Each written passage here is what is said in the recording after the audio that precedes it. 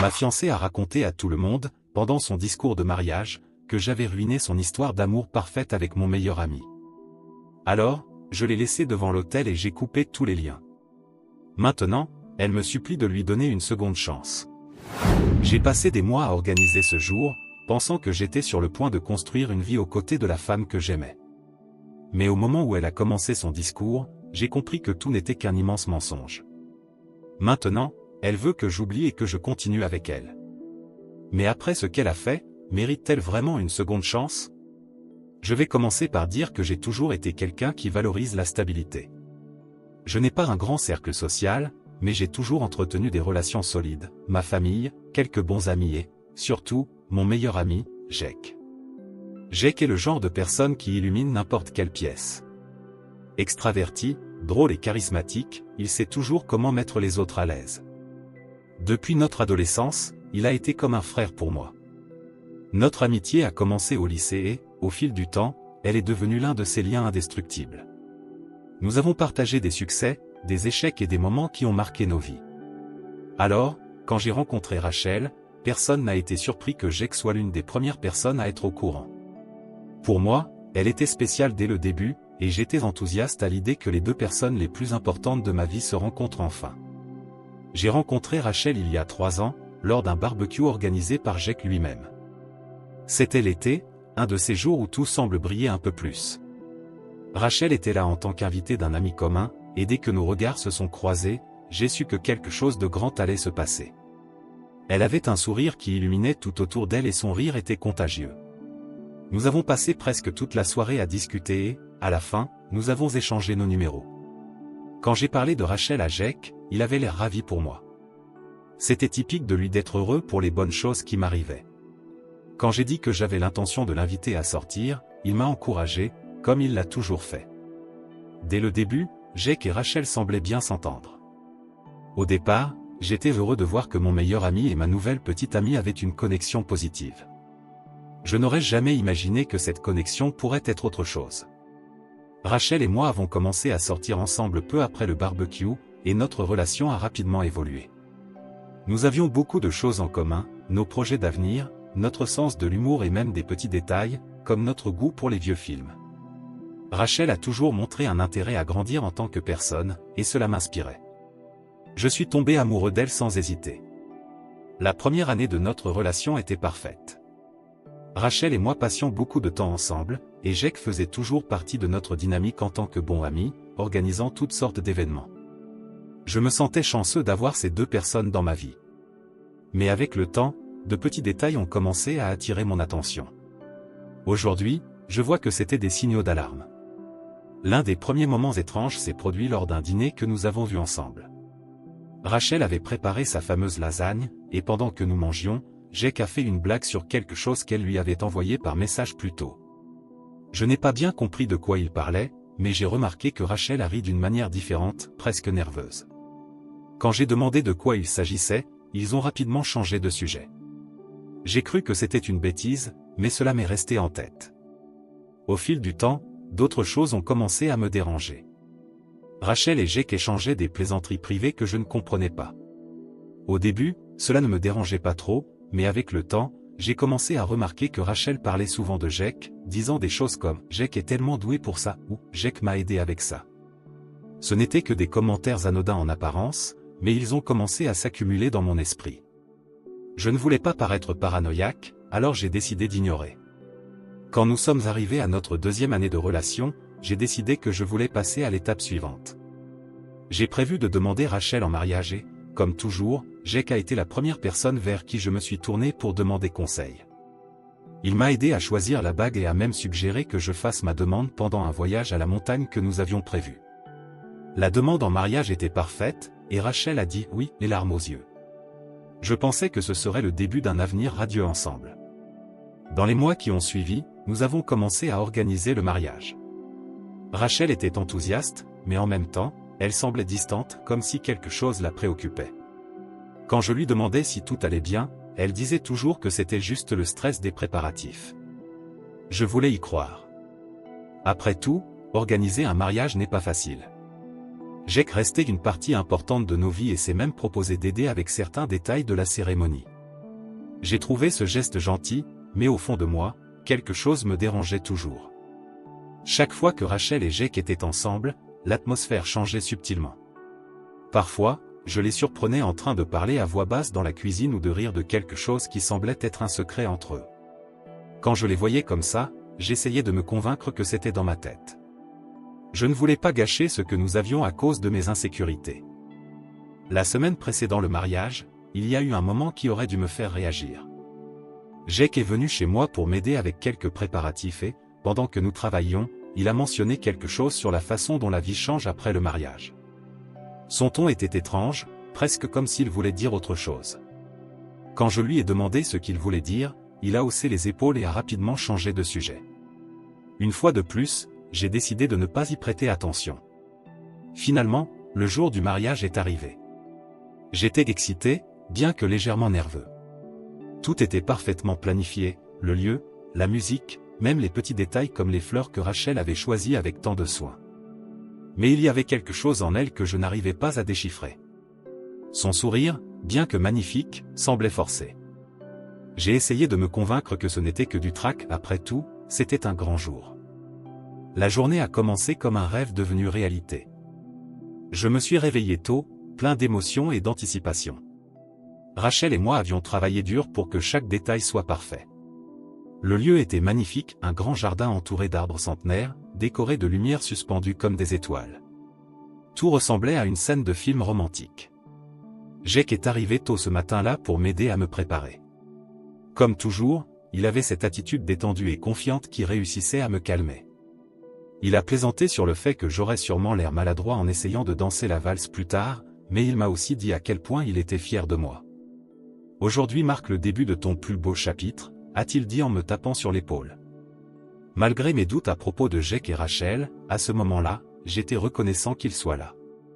Quand l'heure de la cérémonie est enfin arrivée, tout était parfait. Rachel était sublime dans sa robe de mariée et, lorsqu'elle a remonté l'allée vers moi, j'ai eu l'impression que le temps s'arrêtait. Pendant que nous échangions nos vœux, tout le reste s'est estompé. À cet instant, tout semblait être à sa place. Je pensais que nous étions sur le point de commencer une vie remplie de bonheur. Mais les choses ont commencé à me paraître étranges pendant la réception. Après la cérémonie, Rachel a disparu pendant quelques minutes, disant qu'elle devait retoucher son maquillage. Je n'y ai pas prêté attention, car cela me semblait tout à fait normal. Pendant ce temps, Jake circulait parmi les invités, s'assurant que tout le monde passait un bon moment. Lorsque Rachel est revenue, j'ai remarqué que son expression avait changé. Elle semblait distante, presque tendue. J'ai pensé à lui demander si tout allait bien, mais j'ai décidé de ne pas insister. J'ai supposé que c'était le stress de la journée. La réception s'est bien déroulée et, bientôt, est arrivé le moment des discours. Mon père a parlé en premier, avec des mots remplis d'affection et de fierté. Puis ce fut au tour de Jake. Il est monté sur scène avec une coupe à la main et, comme prévu, il a fait rire l'assemblée avec quelques blagues avant de devenir plus sérieux. Je veux dire que cet homme ici présent, a commencé Jake en me regardant droit dans les yeux, mon meilleur ami, est la personne la plus loyale et noble que je connaisse. Il a toujours été là pour moi, et il n'y a personne au monde qui mérite plus le bonheur que lui. Rachel, tu as de la chance de l'avoir, mais je sais aussi qu'il a beaucoup de chance de t'avoir trouvé. Félicitations à vous deux. Le discours était court mais émouvant, et tout le monde a applaudi avec enthousiasme. J'ai applaudi aussi, reconnaissant d'avoir Jake comme ami. Rachel, en revanche, ne semblait pas aussi impressionnée. Tandis que Jake retournait à sa place, elle l'a regardé d'une manière que je n'ai pas comprise, un mélange d'émotions, de colère, de tristesse et d'autres choses que je n'arrivais pas à identifier. J'ai ressenti un pincement au cœur, mais j'ai essayé d'ignorer cette sensation. C'était notre jour spécial, et je ne voulais laisser rien le gâcher. Plus tard, alors que la musique jouait et que les invités dansaient, Rachel s'est approchée de moi avec une expression que je n'ai pas su interpréter. « J'ai quelque chose à dire », a-t-elle murmuré. Je pensais qu'il s'agissait de quelques mots doux, un petit discours pour remercier nos amis et notre famille d'être là. Sans trop y réfléchir, je l'ai accompagnée sur scène et lui ai tendu le micro. Rachel a commencé avec un ton calme. « Je veux remercier tout le monde d'être ici aujourd'hui », a-t-elle dit en regardant l'assemblée. Ce jour signifie beaucoup pour nous, et je me sens chanceuse d'avoir autant de personnes chères réunies ici. Jusque-là, tout semblait normal. Mais soudain, sa voix s'est mise à trembler. Elle s'est arrêtée un instant, comme si elle rassemblait son courage pour continuer. « Mais je ne peux plus faire semblant », a-t-elle dit, et l'atmosphère dans la salle a immédiatement changé. Les conversations se sont tues et tous les regards se sont tournés vers elle. Je ne peux pas avancer sans dire la vérité. Mon cœur s'est mis à battre plus vite. J'ai regardé Rachel, essayant de comprendre ce qui se passait. Mais avant que je puisse dire quoi que ce soit, elle a poursuivi. « Je sais qu'aujourd'hui est censé être le plus beau jour de ma vie, a-t-elle dit en baissant les yeux. Mais je ne peux pas mentir. Je ne peux pas épouser quelqu'un sans être honnête avec moi-même. Elle a levé les yeux et, à mon grand effroi, son regard s'est posé directement sur Jake. Pendant des années, j'ai eu des sentiments pour quelqu'un d'autre, a-t-elle déclaré. Et à cet instant, j'ai eu l'impression que le sol se dérobait sous mes pieds. Jake, j'ai toujours été amoureuse de toi. Il y eut un instant de silence absolu dans la salle. Personne ne savait comment réagir. J'avais l'impression de manquer d'air, comme si quelqu'un venait de me frapper en pleine poitrine. J'ai regardé Jake, espérant une quelconque explication, mais son expression était celle d'une surprise totale. Il avait l'air aussi choqué que moi. Rachel continua, comme si elle retenait ses mots depuis des années. J'ai essayé d'ignorer, j'ai essayé d'avancer, mais je ne peux pas. Aujourd'hui, ici, devant tout le monde, je devais dire la vérité. Je voulais crier, l'arrêter, faire quelque chose pour mettre fin à ce cauchemar, mais j'étais paralysé. Tout ce que je pouvais faire, c'était regarder tandis qu'elle détruisait ce qui aurait dû être le plus beau jour de ma vie. La salle explosa en murmures. Certains invités tentaient de comprendre ce qu'ils venaient d'entendre, tandis que d'autres me regardaient avec compassion ou malaise. Ma mère, assise au premier rang, porta la main à sa bouche, visiblement horrifiée. Jake finit par se lever et s'approcha de moi. « Je te jure que je ne savais rien de tout ça, » dit-il à voix basse. Mais à cet instant, ces mots n'avaient plus aucune importance pour moi. Tout ce que je ressentais, c'était de l'humiliation, de la colère et une trahison immense. Rachel lâcha le micro et descendit de la scène, disparaissant dans la foule. Jake tenta de la suivre, mais je l'en empêchai. « Laisse-la, dis-je d'un ton glacial que je ne me connaissais pas, ça ne te concerne plus. » Sans ajouter un mot, je quittai la salle. Dehors, la nuit était froide, mais je n'en avais rien à faire. Je marchais sans but, tentant de comprendre ce qui venait de se passer. Mon esprit était envahi de questions sans réponse. Comment en étions-nous arrivés là? Comment avais-je pu être aussi aveugle? Je me rendis directement à l'hôtel où je logeais, laissant derrière moi le cauchemar qu'était devenu mon mariage. En chemin, mon téléphone vibra sans arrêt, des messages et des appels de ma famille et de mes amis, mais je n'étais pas en état d'affronter qui que ce soit. J'ignorais toutes les notifications et jetai mon téléphone sur le lit. Quand je me suis enfin assis, tout ce que je pouvais faire, c'était fixer le vide, tandis que les mots de Rachel résonnaient encore et encore dans mon esprit. J'ai toujours été amoureuse de Jake. Chaque fois que cette phrase me revenait en tête, c'était comme si une lame s'enfonçait un peu plus profondément dans ma poitrine. Jamais je n'aurais imaginé vivre une telle situation, et encore moins venant des personnes en qui j'avais le plus confiance. Après quelques minutes de silence absolu, la colère commença à prendre le dessus. Comment Rachel avait-elle pu me faire ça? Et devant tout le monde? Mais plus encore, comment avais-je pu être aussi aveugle? Je savais que Jake et Rachel s'étaient toujours bien entendus, mais jamais je n'aurais cru que cette connexion puisse signifier quelque chose de plus. Jake tenta de m'appeler plusieurs fois cette nuit-là. Je n'ai décroché à aucun de ses appels. J'ai aussi reçu des messages de Rachel, mais je ne lus que les premiers mots d'un d'eux avant de la bloquer. Je t'en prie, laisse-moi expliquer. Je ne voulais pas d'explication. Rien de ce qu'elle pourrait dire ne changerait ce qui avait déjà été fait. Elle nous avait humiliés, mais surtout, elle avait détruit ma confiance. Le lendemain matin, je me réveillais avec un mal de tête insupportable. Je ne savais pas si c'était dû au manque de sommeil ou au tourbillon d'émotions qui m'envahissait. Je regardais mon téléphone et vis que les appels manqués continuaient de s'accumuler. Ma mère m'avait envoyé un long message, inquiète, me demandant où j'étais et me suppliant de l'appeler. Ma petite sœur m'avait aussi écrit, disant qu'elle était prête à aller régler son compte à Rachel si j'en avais besoin. Même mon père, habituellement réservé, m'avait laissé un message vocal, affirmant que ce que Rachel avait fait était inacceptable et qu'il me soutenait entièrement. J'étais reconnaissant pour le soutien de ma famille, mais à cet instant, je ne voulais parler à personne. Ma mère insista tant que je finis par décrocher. Puis, ce fut Jake. Je te jure que je ne savais rien de tout ça, furent ses premiers mots. Sa voix semblait sincère, mais je ne pouvais m'empêcher de douter. Comment tu ne savais pas, Jake, demandai-je, essayant de garder mon calme, bien que ma voix tremblait de colère contenue. Rachel n'a pas dit qu'elle venait de tomber amoureuse de toi. Elle a dit qu'elle avait toujours été amoureuse de toi. Tu ne t'en es jamais rendu compte? Jake hésita. Pendant un instant, j'ai cru qu'il allait raccrocher. Mais finalement, il répondit. Honnêtement, non. On s'est toujours bien entendu, mais je n'ai jamais pensé que c'était plus que ça.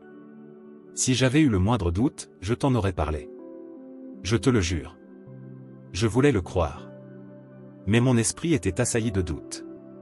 Tant de moments prenaient soudain un autre sens, les blagues entre eux, les regards échangés, ces fois où Rachel semblait chercher plus son attention que la mienne. Comment avais-je pu ne pas voir tout ça avant? Et maintenant, Jake, demandai-je enfin. Qu'est-ce que je suis censé faire de tout ça? Elle a ruiné mon mariage, m'a humilié devant tout le monde, tout ça parce qu'elle était amoureuse de toi. Comment veux-tu que je tourne la page? Jake resta silencieux quelques secondes avant de répondre. Je ne sais pas, dit-il, et la sincérité dans sa voix me blessa plus qu'elle ne m'apaisa. Mais ce que je sais, c'est que je ne veux pas que ça détruise notre amitié. Je suis là pour toi, quoi qu'il arrive. Je raccrochai sans répondre. Autant j'aurais voulu croire en son soutien, autant je n'arrivais pas à comprendre ce que je ressentais à cet instant. Jake avait été mon meilleur ami pendant des années. Mais maintenant, chaque fois que je pensais à lui, son image était associée à la trahison de Rachel. 2 jours après le désastre, je reçus un message inattendu de l'un des frères de Rachel. Il me demanda de la rencontrer, disant qu'elle était anéantie et qu'elle avait besoin de m'expliquer ce qui s'était passé. Mon premier réflexe fut de refuser, mais une part de moi voulait des réponses. J'avais besoin de comprendre pourquoi elle avait fait quelque chose d'aussi cruel. Nous nous retrouvâmes dans un café éloigné de la ville, où je savais que nous ne croiserions personne que nous connaissions. Lorsque Rachel arriva, je pouvais à peine la regarder. Elle semblait épuisée, les yeux gonflés d'avoir trop pleuré, mais je n'éprouvais aucune pitié. À cet instant, tout ce que je voyais, c'était la femme qui avait détruit ma confiance. « Merci d'être venue », dit-elle à voix basse en s'asseyant en face de moi. Je ne répondis pas. J'attendis simplement qu'elle parle. Je savais que tout ce qu'elle dirait devrait être extrêmement convaincant pour changer quoi que ce soit. Rachel prit une gorgée de café avant de commencer. « Je sais que ce que j'ai fait est mal », finit-elle par dire. « Il n'y a aucune excuse pour ce qui s'est passé au mariage, mais il faut que tu saches que je n'ai jamais voulu te blesser. »« Alors pourquoi l'as-tu fait ?» demandai-je, sentant la colère revenir en moi. « Si tu ne voulais pas me blesser, pourquoi m'as-tu humilié devant tout le monde? Pourquoi ne m'as-tu pas dit la vérité avant qu'on aille aussi loin ?» Rachel inspira profondément, comme si elle cherchait les mots justes. « Je ne savais pas comment te le dire, » admit-elle. « J'ai essayé d'ignorer mes sentiments pour Jake pendant des années. Je pensais que si je me mariais avec toi, je pourrais les surmonter. Mais quand le jour du mariage est arrivé, je n'ai tout simplement pas pu continuer. Je ne pouvais plus me mentir à moi-même, ni te mentir à toi. » Ces paroles furent comme des coups de couteau. Non seulement elle avait utilisé notre relation comme une échappatoire à ses sentiments pour Jake, mais elle avait aussi attendu le pire moment possible pour me dire la vérité. Je ressentais un mélange de rage et de douleur difficile à décrire. « Et qu'est-ce que tu attends de moi maintenant ?» demandai-je enfin en la regardant droit dans les yeux. « Tu veux que je te pardonne? Que je comprenne que tu étais perdu ?» Rachel baissa les yeux. « Je n'attends rien, » dit-elle d'une voix faible. « Je voulais juste m'excuser. Je sais qu'il n'y a aucun moyen de réparer ce que j'ai fait, mais il fallait que tu saches à quel point je regrette de t'avoir blessé. » Je ne répondis pas immédiatement. Une partie de moi voulait crier, déverser toute la douleur que je ressentais, mais je savais que cela ne servirait à rien. Rachel avait fait ses choix, et il était temps que je fasse les miens. Je me levai de la table, la laissant là, sans me retourner. Je savais qu'il n'y avait plus rien à dire. Ce soir-là, je pris la décision d'entamer la procédure d'annulation du mariage. Rachel n'aurait plus sa place dans ma vie. Et bien que j'ai encore des doutes sur Jake, je savais qu'avant tout, j'avais besoin de distance. Les jours passèrent, mais le poids de tout cela continuait de m'écraser. Même après avoir bloqué Rachel sur toutes les plateformes, je continuais à recevoir des messages d'elle. Je réalisais que je ne pouvais plus rester dans mon appartement. Chaque recoin me rappelait son absence, la table où nous avions partagé tant de repas, les murs encore décorés avec des tableaux que nous avions choisis ensemble. Il fallait que je parte, que je recommence ailleurs. Cette semaine-là, je pris quelques jours de congé et pris la route vers un chalet que mes parents possédaient en montagne. C'était un endroit qui m'avait toujours apporté du réconfort, loin du bruit et des complications de la vie. J'en avais plus besoin que jamais. Pendant le trajet, mes pensées étaient un véritable tourbillon. Je ne pouvais m'empêcher de me demander si Jake avait vraiment été honnête. J'avais envie de le croire quand il disait qu'il ignorait les sentiments de Rachel, mais mon esprit revenait sans cesse à ces moments où il semblait trop proche. Les blagues, les regards échangés, qui prenaient désormais un tout autre sens. Même s'il affirmait n'avoir jamais partagé ses sentiments, le doute était là, comme un poison lent. Quand j'arrivai au chalet, je ressentis immédiatement un soulagement dans le silence environnant. Il n'y avait plus aucun signe de la vie que je laissais derrière moi, juste le vent sifflant entre les arbres et le chant occasionnel des oiseaux. Je passais les premiers jours à simplement exister, marcher dans la forêt, lire de vieux livres et essayer de retrouver un peu de clarté au milieu du chaos. Mais la tranquillité ne dura pas longtemps. Le 4e jour, je reçus un appel inattendu. C'était Jake. Pendant un instant, j'envisageais de ne pas répondre, mais il y avait quelque chose dans son insistance, le fait qu'il continuait à essayer de me contacter même après que je l'ai ignoré pendant des jours, qui me fit penser qu'il avait peut-être encore quelque chose à dire. Finalement, je décrochai.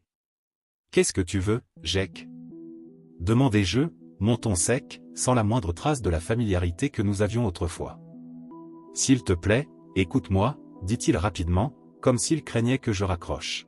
« Je sais que tu es en colère, et tu as toutes les raisons de l'être, mais tu dois savoir quelque chose.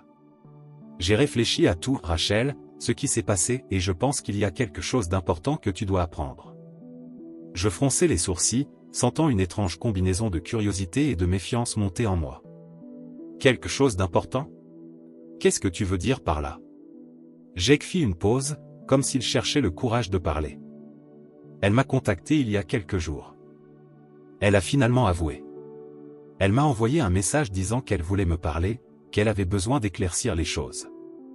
Mon cœur s'est emballé. « Et qu'est-ce que tu as fait ?» demandai-je, ma voix plus forte que je ne l'aurais voulu. « Je n'ai pas répondu, » dit Jake rapidement. « Je veux que tu le saches. Je ne veux rien d'elle. Je n'ai jamais rien voulu. Mais je pense que tu dois savoir qu'elle insiste toujours. Pas seulement avec toi, mais avec moi aussi. » Je sentis mon estomac se tordre. Le fait que Rachel ait l'audace d'essayer de contacter Jake après tout ce qui s'était passé était révoltant. Mais en même temps, je ne savais pas quoi penser du fait que Jake me dise cela maintenant. Voulait-il être honnête ou y avait-il autre chose derrière? Alors pourquoi me racontes-tu ça? Demandai-je enfin. Que attends-tu que je fasse avec cette information? Parce que je veux que tu saches que je suis de ton côté, répondit Jake, sa voix chargée d'urgence. Je sais que ce qui s'est passé au mariage a été un désastre, et je comprends que tu sois en colère contre moi, mais je n'ai jamais voulu te blesser. Je ne ferai jamais rien pour te trahir. Je veux t'aider à surmonter tout ça, si tu me laisses faire. Ces mots m'atteignirent comme une vague. Une partie de moi voulait le croire, voulait retrouver la connexion que nous avions eue pendant tant d'années. Mais une autre partie, celle encore blessée, ne pouvait pas ignorer les doutes qui s'étaient accumulés depuis le mariage. J'ai besoin de temps, Jake, dis-je. Je ne sais pas si je peux te faire confiance comme avant, mais merci de m'avoir dit ça. Jake sembla accepter ma réponse, bien que son ton reflète un mélange de soulagement et de tristesse. Je comprends, dit-il. Je veux juste que tu saches que je suis là si tu as besoin de quoi que ce soit.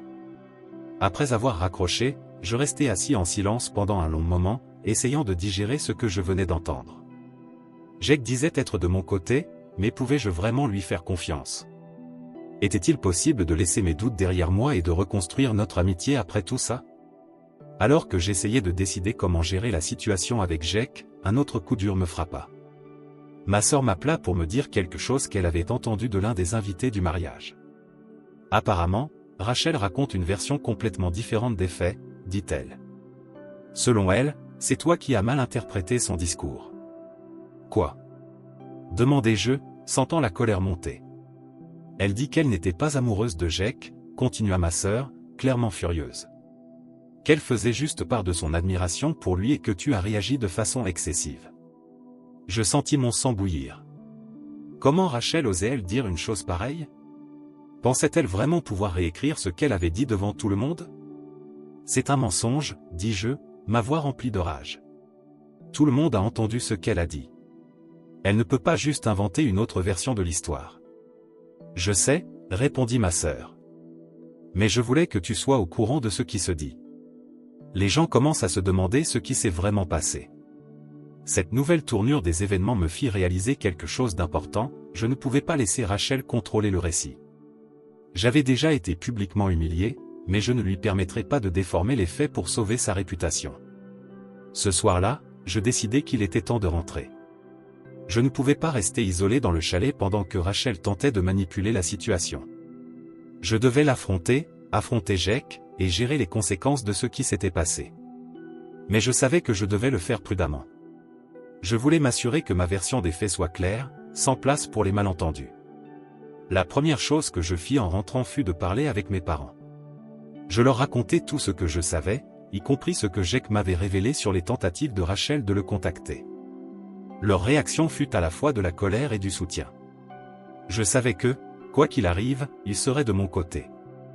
Ensuite, je pris contact avec certains des invités du mariage, des personnes qui auraient pu entendre les rumeurs. Je voulais m'assurer qu'ils comprennent exactement ce qui s'était passé, sans laisser place aux mensonges de Rachel. Alors que je commençais à reconstruire ma vie, je réalisais que je devais aussi régler ce que je ressentais à propos de Jake. Je ne pouvais pas continuer à vivre avec ce doute. Je savais que, tôt ou tard, je devrais prendre une décision concernant notre amitié. De retour en ville, je compris que je ne pouvais pas simplement reprendre ma vie comme si de rien n'était. Le poids des événements du mariage était toujours là. Mais je savais aussi que je ne pouvais pas laisser cette expérience définir le reste de ma vie. J'avais besoin de réponses claires et, surtout, d'une véritable conclusion à tout cela. Je décidai de commencer par Jake. Notre amitié avait été l'une des rares constantes dans ma vie. S'il y avait une chance de la sauver, je devais affronter nos doutes et nos différends en face à face. Jake et moi nous retrouvâmes dans un parc près de chez moi. C'était un endroit calme, parfait pour une conversation aussi délicate. Lorsqu'il arriva, il semblait fatigué, presque aussi épuisé que moi. Il s'assit en silence pendant un instant avant de parler. « Merci d'être venu, dit-il. Je sais que tu as beaucoup de questions. Je veux être complètement honnête avec toi, parce que cette amitié compte trop pour moi pour la laisser se terminer ainsi. » Je hochai la tête, mais je gardais une certaine distance émotionnelle. « J'ai juste besoin de savoir une chose, Jake, commençai-je. As-tu déjà partagé les sentiments de Rachel? Ou as-tu soupçonné qu'elle était amoureuse de toi avant le mariage? » Jake secoua immédiatement la tête. Je n'ai jamais partagé ses sentiments. Et, pour être honnête, je n'ai jamais soupçonné qu'elle était amoureuse de moi. Je pensais que nous étions juste de bons amis et j'ai toujours supposé qu'elle était aussi engagée envers toi que tu l'étais envers elle. Il fit une pause, comme s'il choisissait soigneusement ses mots.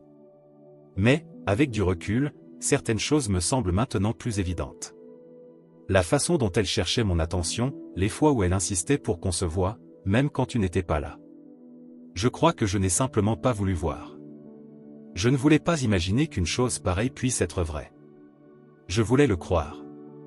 Sa sincérité semblait authentique, et son ton était plus empreint de regret que d'excuses.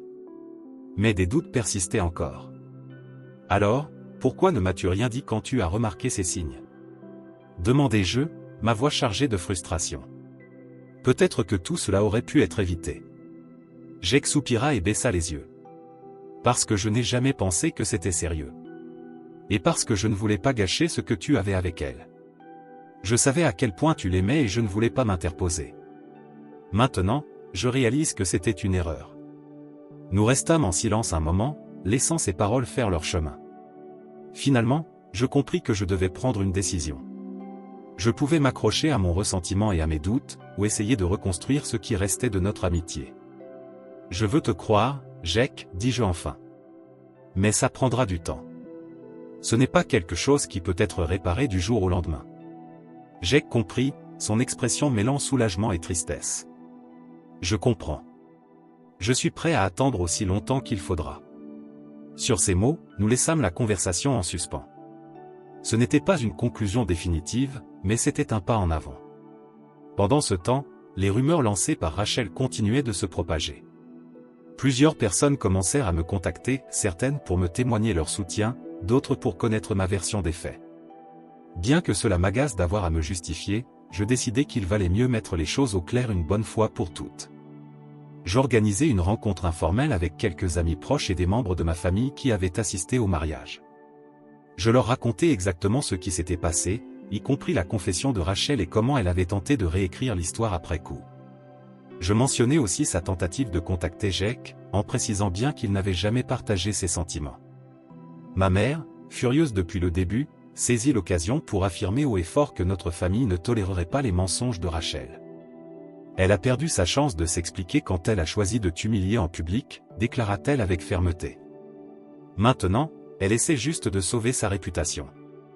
Mais nous savons tout ce qui s'est réellement passé. Heureusement, la plupart des gens comprirent ma version et prirent mon parti. Même ceux qui avaient initialement douté commencèrent à voir Rachel sous un autre jour. Avec le temps, les rumeurs s'estompèrent. Je savais qu'elle ne disparaîtrait jamais complètement, mais elle ne me préoccupait plus autant. Quelques jours plus tard, je reçus un email de Rachel. Elle avait déjà essayé de me contacter de plusieurs façons, mais jusqu'à présent, je l'avais ignorée. Cette fois, cependant, je décidai de lire son message. Je voulais savoir ce qu'elle avait encore à dire avant de clore ce chapitre pour de bon. Le message était long et rempli d'excuses. Rachel admettait qu'elle avait tout géré de la pire manière possible, mais insistait sur le fait qu'elle n'avait jamais eu l'intention de me blesser. Elle disait que sa confession lors du mariage avait été un coup de tête et qu'elle regrettait profondément. Mais ce qui attira le plus mon attention fut une phrase en particulier. « J'espère qu'un jour tu pourras me pardonner, mais je comprendrai si ce n'est jamais le cas.